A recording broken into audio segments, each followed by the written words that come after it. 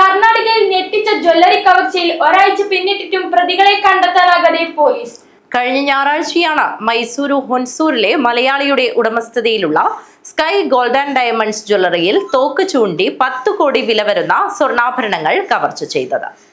മൈസൂരു ജില്ലയിലെ ഹുൻസൂരിൽ ബൈക്കിലെത്തിയ 5 അംഗ സംഘം തോക്കുചൂണ്ടി സ്വർണ്ണാഭരണങ്ങൾ കവർച്ച ചെയ്ത കേസിൽ ഒരാഴ്ച പിന്നിട്ടിട്ടും ഇതുവരെയായും പ്രതികളെ കണ്ടെത്തുവാനായില്ല. കഴിഞ്ഞ ഞായറാഴ്ച ഉച്ചയ്ക്ക് 2 മണിക്കാണ് മലയാളിയുടെ ഉടമസ്ഥതയിലുള്ള സ്കൈ ഗോൾഡ് ആൻഡ് ഡയമണ്ട്സിൽ നാടിനെ ഞെട്ടിച്ച കവർച്ച നടന്നത്. 8 മിനിറ്റ് കൊണ്ട് സംഘം 8.5 കിലോ സ്വർണ്ണ വജ്രാഭരണങ്ങളാണ് കവർച്ച ചെയ്തത്.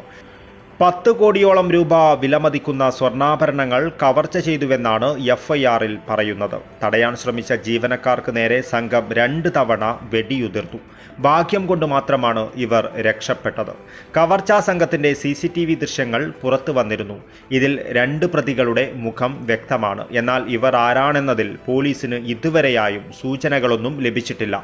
3 ദിവസം മുൻപ് ഹുൻസൂരിലെ ഒരു ലോഡ്ജിൽ തങ്ങിയാണ് സംഘം കവർച്ച ആസൂത്രണം ചെയ്തതെന്ന് പോലീസ് അന്വേഷണത്തിൽ കണ്ടെത്തിയിട്ടുണ്ട്.